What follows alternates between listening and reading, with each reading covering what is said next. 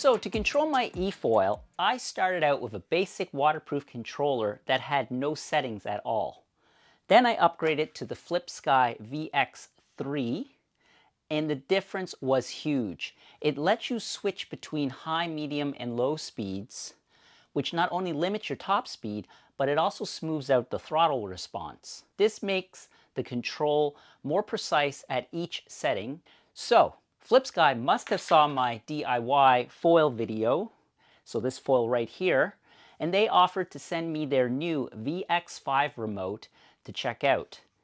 And I also pushed my luck and asked if they would send me some other stuff, and like surprisingly, they agreed. So that's like a benefit of having a YouTube channel. So I asked for their new mini V6.8 Plus vest and a 6374 brushless waterproof motor. And these I'm going to use in a future DIY foil drive video. And what I like about these parts is they're nice and light and small. This is definitely smaller than the 6384 motor, so it's going to be a little lighter.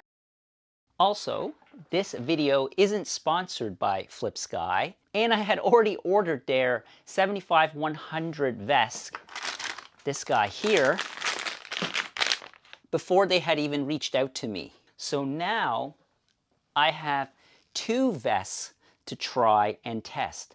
Both meant for eFoils because they're waterproof, but they differ slightly. But again, that's going to be for a different future video, so specifically the foil drive video that I'm going to make for a prone board. Right now, I'm not using the remote with a vest, so either one of these two. I'm using it with a regular ESC. This guy here, this is the second one I have. I already have one in this guy here, and it's the Flyer Boat 320 Opto ESC. The thing is, because this isn't a vest, it doesn't have all the extra features that I want to be able to utilize these remotes, because right now I'm just using it in PPM mode, but eventually I want to use it in UART mode. And with the vest, I can get telemetry information back to both of these remotes. And besides UART mode, these remotes, they support like, well, obviously PPM, which is just kind of one-way communication, UART, two-way, FTSC, and FOC box. But right now I'm primarily using them in PPM mode. I think I've been saying Flipsky wrong. Most people say Flipsky, I believe. So anyways, if I say Flipsky, I apologize. It's Flipsky, I guess. So anyways, if it's ski, they should have spelt it with an I. So let's go over a few things about this remote that I think you should know. The remote floats on its own, which is awesome, but it's also heavier. The VX3, on the other hand, needs the floating wrist strap that comes with it in order to float. The screen is super bright and clear. The waterproof rating is IP68 instead of IP67, which should make a big difference, hopefully, as the VX3 has had its issues with the seals leaking, at least according to some of the forums I've come across. I personally haven't had this issue yet with the VX3, and I've been out a ton with it. The VX3 has wireless induction charging versus the VX5 has waterproof contactor points with a proprietary charging cable that you can connect to the computer to update the firmware. The VX5 has GPS, and it will log your rides, and has lots of options to configure the throttle in the menu. The trigger lock works like the VX3, but I find it unlocks a bit too quick. The top button can be used for braking if you're using it for, say, something like on road use, like a skateboard. The low, medium, and high throttle limits are switched by using the two opposing buttons instead of the side button on the VX3. Much larger battery, not sure how long it will last, but the remote is also heavier than the VX3, and the screen is brighter. So I'm sure it needs the bigger battery for that. The receiver is small and comes with a small antenna, but the VX3 did come with a larger and longer one. I have no need for it, but it's strange that it didn't come with one on the more expensive VX5. The VX5 does data logging where it keeps track of your rides, and I think if there are ESC faults, it can log that, but I'm not entirely sure how that works until I get the vest going, which might be a little while.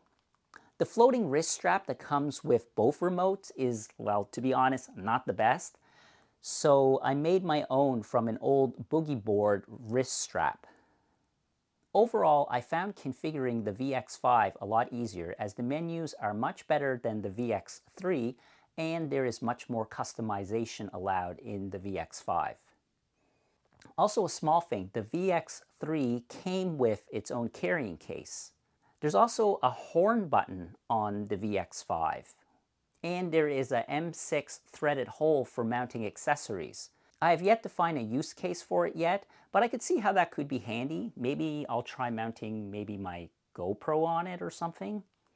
I think maybe on a skateboard you could mount a flashlight on the bottom of it or a light of some sort.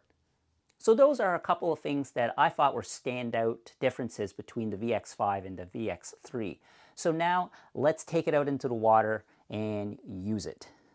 I reached out to Flipsky and asked him about the time it takes to unlock. Instead of it unlocking immediately, they said they would update the firmware, and they got back to me and they actually updated the firmware, and you can adjust the length of time it takes to unlock the controller.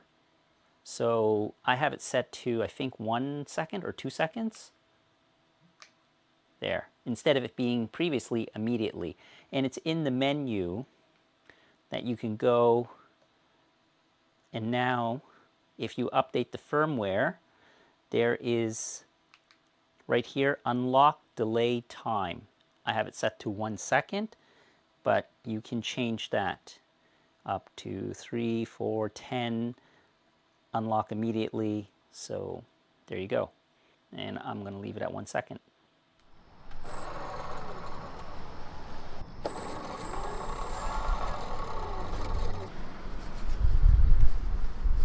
Testing this remote, the Flipsky VX5 that they sent me. It's very nice. It even just floats without the wrist strap. Oh, that's good. Don't forget to come back. See you later. So I've been using the VX5 for a few rides this summer, and I'm really loving this remote. I like the ability to adjust the throttle limit on the high, medium, and low speed selector. I'm flying a pretty large and high aspect wing, so I get so much lift it's hard to run it at a fast speed, at least for my experience level. So I have the max throttle limit set pretty low on the low setting. If there is one setting that I think is the best on the remote, it's definitely that one.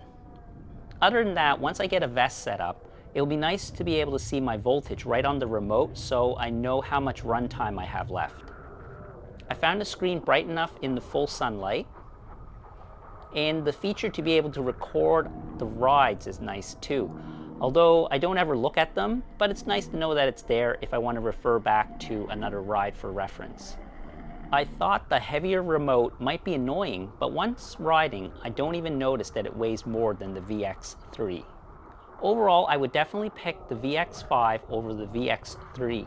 It's just a little bit more robust and it has more customization on the remote menus. Well, that's my take on the Flipsky VX5 Remote. My plan is to build a prone foil board with power assist using the parts they sent me. But that might take a few months as I haven't even started shaping the foam.